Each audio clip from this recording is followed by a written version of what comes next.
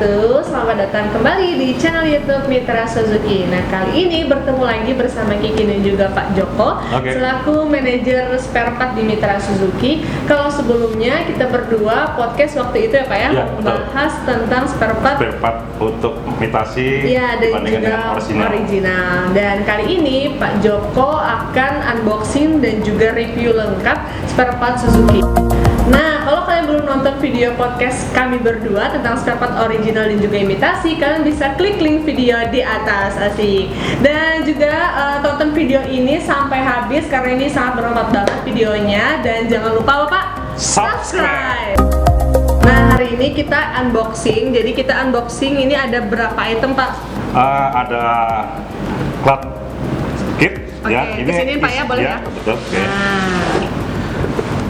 Clutch kit ini isinya di dalamnya ada kapas kopling atau disk clutch-nya, terus ada cover clutch-nya, ada release bearing-nya, dan juga ada bearing input shaft-nya. Oke, boleh langsung dibuka aja Pak, biar mitra bornya juga langsung lihat. Siap, saya buka dulu ya. Iya. Sebelum saya buka, tolong perhatikan ini yang paling penting ini sebelum kita unboxing atau membuka kardusnya, kita pastikan bahwa barangnya ini original. Oke. Ya, di sini di labelnya Suzuki ini ada hologramnya, ya, terus barcode-nya jelas, ya ini yang kelihatan secara universalnya. Terus kita akan buka bagian dalamnya, ini karena masih di selasi semua. Ini masih bersegel Pak ya? Iya betul. Kita akan buka. Jadi apa? Nah, kayak piring ya Pak ya? Iya, di dalamnya ini ada kapas kopling dan juga ada matahari. Matahari. Ya. Ini kapas kopling mobil apa Pak? Matic apa manual? Untuk new carry manual. Oh, new carry. Pickup new carry. Oke, kita buka.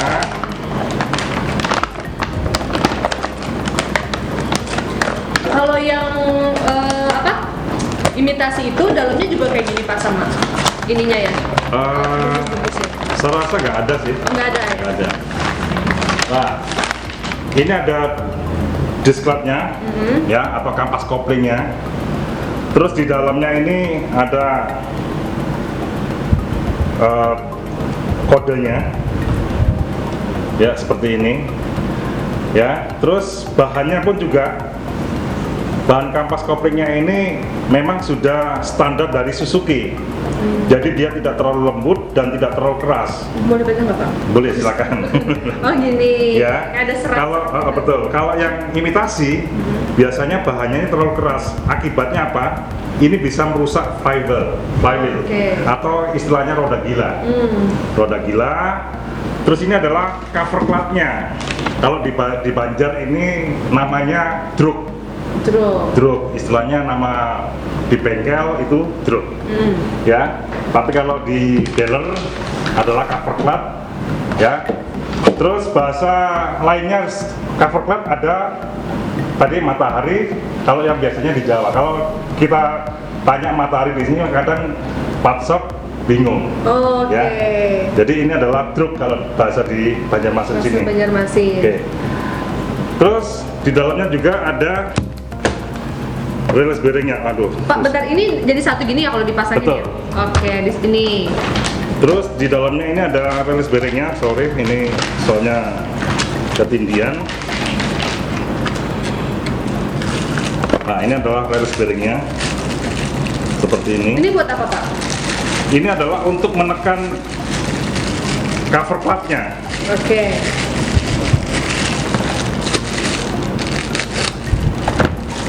Nah, kalau bahannya sendiri, ini dari apa Pak?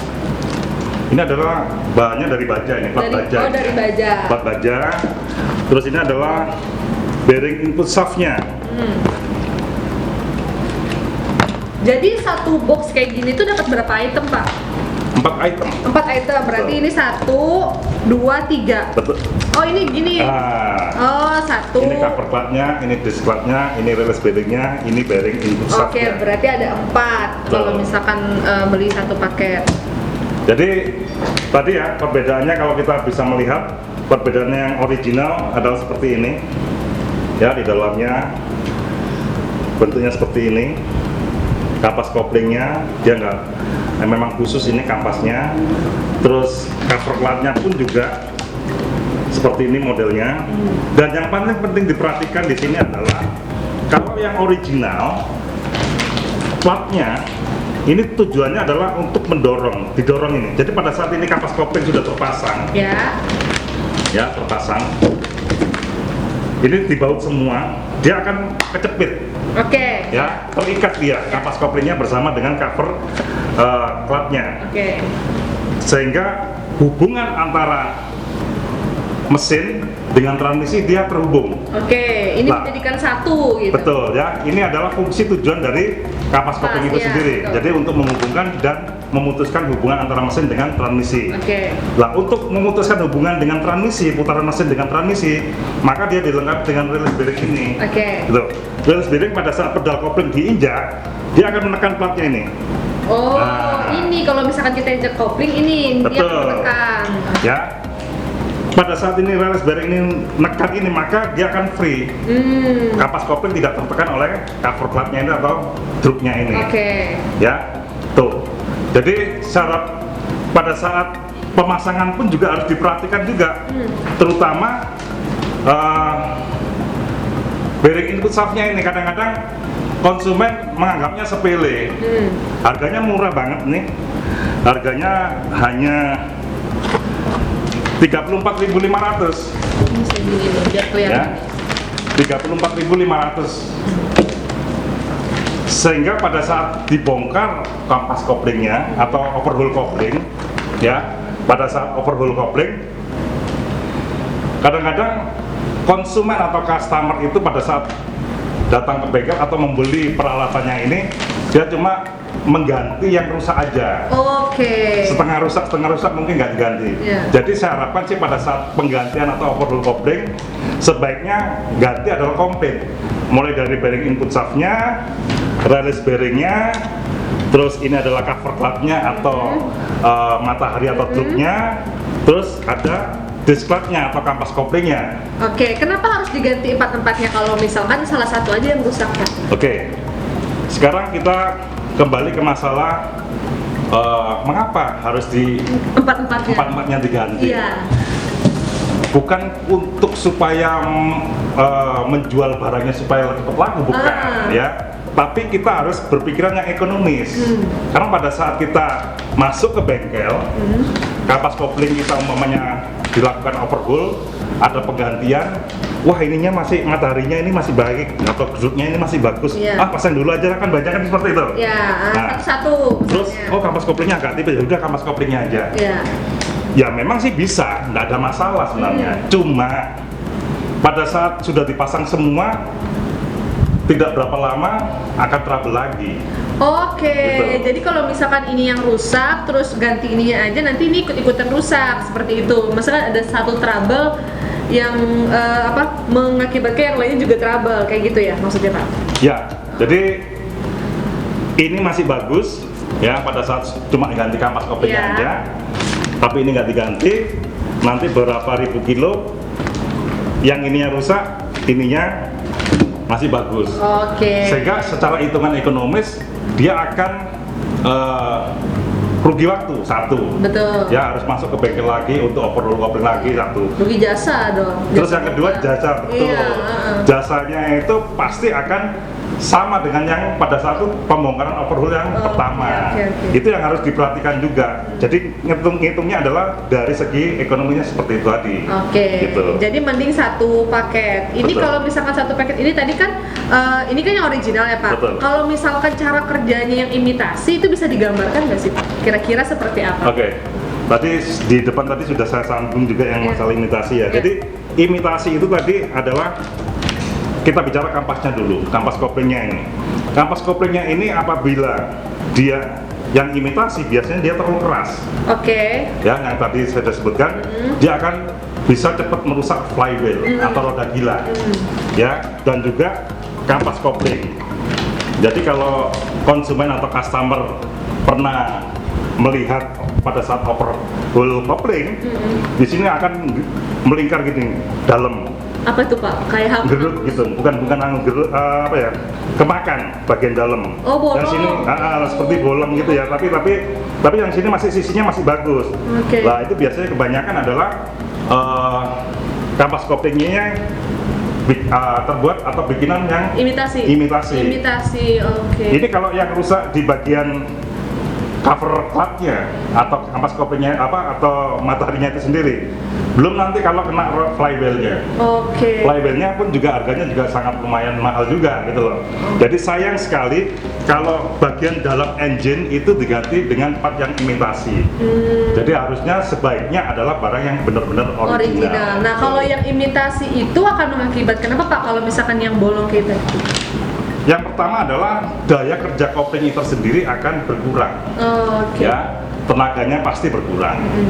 Terus juga karena di sini adalah platnya tidak sekokoh yang original, ini ibaratnya kalau kita menekan pedal kopling sudah penuh tapi dia bukanya ini cuma separuh-separuh aja. Karena apa? Dia tidak bisa melepas betul.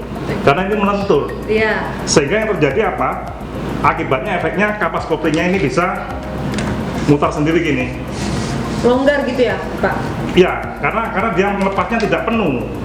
Dia masih ada mepet-mepet sedikit, akhirnya sama dengan digosok. Kalau digosok, lama-lama kampas koplingnya akan habis. Terjadi tenaga mobil tidak ada akhirnya. Oke, nah terus kalau misalkan masalah tadi kan Bapak jelasin cara pemasangan, ya apakah ada perbedaan juga nih kalau misalkan memasang di bengkel resmi, misalkan ada caranya atau di bengkel-bengkel umum tuh ada dampaknya nggak sih Pak? Pemasangan? Sebagai gambaran aja ya, sebagai gambaran apabila konsumen atau customer itu datang ke bengkel resmi Suzuki, yang pasti teknisinya sudah bersertifikat semua. Ya, khususnya di Metra Suzuki, teknisi kami sudah pernah training advance, itu sudah selesai semua. Jadi mereka pasti sudah bersertifikat dan dia paham cara overhaul mulai bongkar sampai pasangnya. Dan triknya di sini kampas kopling ini ada alat khusus, istilahnya SST-nya, Suzuki Special Tool. Jadi apabila memasang kampas koplingnya ini jadi satu kesatuan gini ya, dipasang ke roda gilanya, ini apabila tidak center sini, bagian sini ini ininya tidak center. Oh, yang bolong ini nih? Iya, ini harus lurus ini, center nih, dengan yang bearing yang ada di roda gila atau flywheel. Sehingga input shaft di transmisi itu benar-benar bisa masuk di sini center dan bisa masuk di giginya kapas kopling ini. Nah, kenapa pada saat masang kapas kopling dia ininya sering rusak? Karena dia tidak punya SST, special tool-nya. Kadang-kadang dia meraba-raba, udah center umpamanya, tapi dipasang susah, urak-urak ini. Padahal itu nggak masuk. Sehingga di sini giginya jadi rusak. Nah pernah nggak sih Pak menemukan kerusakan akibat pemasangan yang salah di tempat lain? Pernah. Pernah. Jadi gini, kejadiannya adalah masuk di bengkel kami, ya, ada keluhan bunyi di kopling, ya. Setelah itu kita coba lihat permasalahannya. Ternyata pemasangan kampas koplingnya ini terbalik. Harusnya yang sini, yang belakangnya sini menghadap ke flywheel atau roda gila, yang sini menghadap ke cover clutch-nya sini. Nah gini, ini yang bener. Ini kan agak tinggi nih, ya kan? Nah ini yang rata masuk ke dalam. Jadi seperti ini masangnya. Kalau seperti ini, ya, yang kejadian yang customernya itu ada keluhan habis dibongkar di luar dia masuk ke bengkel, ini akhirnya bersentuhan dengan bautnya flywheel, ada bunyi, ada noise di situ. Jadi setelah kita coba lihat, oh ternyata pemasangannya terbalik. Akibatnya apa untuk mobil Pak? Ya pasti nggak enak, ya kan? Suaranya secara pemakaian sih oke, tapi kurang maksimal juga lah, ya. Tapi yang jelas ada bunyi, akhirnya ngerusak semuanya nantinya. Terus juga Di sini, ini rusak semua gigi-giginya ini. Pas bagian ujungnya aja ya, bukan sampai masuk ke dalam. Ya itu tadi, karena dia tidak punya alat special tool namanya ya untuk input start-nya ini. Pada saat dia mau dipasang transmisinya karena tidak center, akhirnya ya tadi masanya gobrok-gobrok gini. Iya, jadinya ini rusak. Jadi shaft gearnya tadi natap ke sini, nggak pas kan dia harus masuk di sini nih. Oke. Ya, nggak pas di sini. Ya, sehingga akibatnya yang kapan hari datang itu ininya agak rusak. Oke, itu karena pemasangan yang salah. Betul. Gitu. Nah Pak, ini pernah juga Pak kalau misalkan ini tenaga mesinnya itu kencang, tapi masalahnya mesinnya tenaganya mesin berkurang. Tenaganya pelan tapi mesinnya kencang gitu maksudnya. Itu kira-kira bukan tenaganya kencang, tenaganya kurang tapi suaranya tinggi. Nah, gitu gitu ya maksudnya ya. ya. Biasanya itu adalah gara-gara kampas koplingnya ini sudah aus. Oke. Ya, sudah aus, terutama di sini. Kampas koplingnya ini habis. Ini kampas kopling bisa habis. Ya seperti tadi saya ngomong, kalau yang imitasi tadi, dia sama dengan kan dia RPM tinggi dia. Yeah. Dia kalau bukanya harus buka penuh, kalau sedikit ya sedikit aja. Okay. Tapi kalau bukanya cuma sedikit, dia masih ada nempel di antara cover pad dengan roda gila. Ini sama dengan digosok nih. Cepat habis. Lama-lama habis kampas koplingnya. Nah, itu yang mengakibatkan kampas koplingnya habis. Akibatnya adalah tenaganya berkurang. Cuma mesinnya aja tinggi, suaranya gereng istilahnya. Tenaga berkurang, tapi tenaganya nggak ada. Oke. Gitu. Jadi terutama pada saat tanjakan momennya. Biasanya kuat, ini kok nggak kuat. Nah, iya benar Pak. Gitu. Kalau orang main itu lamas. Betul. Ya. Nah terus cara pemakaian yang benar gimana sih Pak biar koplingnya tuh awet gitu, tenaganya bagus? Betul. Pertanyaan yang bagus sekali itu ya. Kampas kopling ini sebenarnya rusaknya itu karena pemakaian aja. Oke. Pemakaiannya benar atau tidak? Iya. Ya. Kalau pemakaiannya benar, semuanya sudah oke, ya. Apalagi mobil baru nih, semuanya kan masih oke semua nih, ya kan? Tahu-tahu dipakai seminggu, Pak, mobil saya nggak bisa jalan. Nah, ternyata selidik-selidik, ternyata dipakai belajar sama yang anaknya, baru, oke. ya kan? Nah, biasanya hal seperti itu terjadi kaki pada saat mobil sudah jalan masuk perjalanan satu akan masuk perjalanan satu kan pasti harus koplingnya harus diinjak untuk ngoper gigi masuk gigi satu dilepas pelan-pelan dia sudah jalan. Kalau mobil sudah jalan pindah lagi perjalanan berikutnya dilepas lagi. Lah ini kadang-kadang kalau ini anggap aja pedal kopling ya, anggap pedal kopling pada saat diinjak dia akan memutuskan putaran mesin dengan transmisi. Tapi kalau kakinya yang tadi sudah masuk saya gini, pada saat sudah jalan, kakinya itu tidak ditaruh di lantai. Masih nahan. Masih ditaruh di atasnya pedal kopling. Tanpa disadari, enggak saya ngopi biasanya seperti itu. Tapi tanpa disadari, ada sedikit tekanan ke pedal kopling yang nanti diteruskan ke rilis bearing ini. Nekan ke sini. Nah, terus tadi ini sama dengan digosok.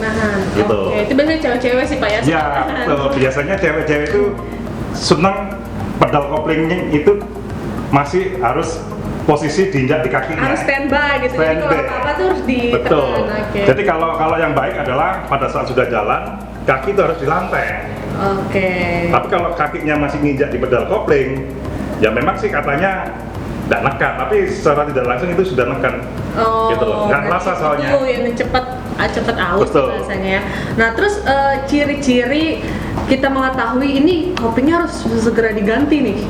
Kira-kira waktunya kapan atau mungkin berapa bulan gitu? Biasanya ciri-cirinya itu adalah konsumennya sendiri atau customer sendiri yang tahu ya, pemilik mobil itu maksudnya ya. Ini biasanya saya tanjakan sana nggak gereng, kalau ini kok gereng gitu. Ya kan? Berarti cuma dibunyi Pak ya? Di tenaga. Di tenaga. Karena kopling ini adalah tenaganya mesin itu sendiri. Jadi pada saat ini nggak kuat, dia pasti masuk ke bengkel. Ya kan? Pada saat masuk ke bengkel, pasti dia akan tanya ke teknisinya, Pak ini tenaganya kok nggak ada. Pasti nanti akan dicek sama teknisinya, Biasanya sih yang paling mudah adalah ditarik handremnya, penelang dimasukkan satu, ya kan, direm sama digas. Kalau mesinnya itu langsung mati, jek. Oh berarti? Itu berarti kampas koplingnya masih bagus. Masih bagus. Tapi kalau di handrem, direm penuh sama digas, mesinnya masih nah itu berarti kampas koplingnya udah habis. Nah kalau idealnya nih, tanpa harus mengetahui ada beberapa gejala, idealnya berapa bulan sekali kita cek gitu? Kalau misalkan ke bengkel kita cek 3 bulan atau ada per kilometernya? Kalau khusus kampas kopling atau matahari atau SC di dalam sistem koplingnya itu sendiri, itu adalah berdasarkan pemakaian aja sih, bukan berdasarkan lifetime-nya harus sekian. Karena kalau kita berdasarkan lifetime, ya ketemu orang yang pemakaiannya nggak bener ya nggak sampai lifetime-nya ya sudah habis. Tapi biasanya rata-rata kalau pemakaiannya bener itu sih 50.000 kilo sampai ke 90.000 kilo biasanya masih awet biasanya loh ya. Masih aman. Gitu, nah jadi aman. semoga setelah menonton video ini kalian bisa memakai koplingnya dengan benar ya Pak. By the way, ini harganya berapa Pak kalau yang satu paket kayak gini? Ini namanya kit ya, kampas kopling kit. Jadi tadi ada 4 item, ada cover clutch-nya, ada disc clutch-nya, ya kan, ada rails bearing-nya, dan juga ada bearing input shaft-nya. Ini harganya sangat murah sekali, yaitu 1.218.300. Dapat 4. Dapat 4 dan ini dijamin original. Ini ada garansinya nggak sih Pak? Selama pembeliannya atau pemasangannya di bengkel Mitra Suzuki, pasti ya, kalau itu memang misproduct pasti kita akan garansi. Oke. Nah ini berarti kalau misalkan satu paket ini udah sama 1 juta itu udah sama pemasangan atau memang ada? Hanya spare part-nya aja. Tapi ini dijamin original ya Pak ya? Dijamin original. Oke deh. Oh ya, ada satu hal lagi kadang-kadang yang masuk kalau kita masalah kampas kopling ya. Kadang-kadang kita nggak disadari juga pada saat pemasangan kampas kopling ini biasanya kalau misproduct dipasang masuk penelang satu itu bodinya geder semua. Oh jadi kita harus sudah tahu tuh kalau misalkan ada misproduct udah langsung kelihatan. Jadi dipakai mundur, bodinya goyang semua. Nah itu berarti kampas koplingnya ini ada misproduct. Berarti jangan dipaksain. Pasti itu akan dibongkar lagi sama dealer kita. Oke deh. Gitu. Nah jadi begitu. Jadi ini satu paket ya. Nah itulah tadi unboxing dan review lengkap dari Pak Joko. Terima kasih banyak Pak sudah memberikan informasi yang sangat bermanfaat. Nanti juga boleh Pak ya kalau misalkan ada teman-teman yang pengen tanya seputar spare part, nanti kita akan bakal bantu jawab ya Pak ya. Nah, jadi buat kalian jangan lupa like, comment, dan juga subscribe. Jangan lupa share ke teman-teman atau keluarga. Jadi biar video ini lebih bermanfaat lagi.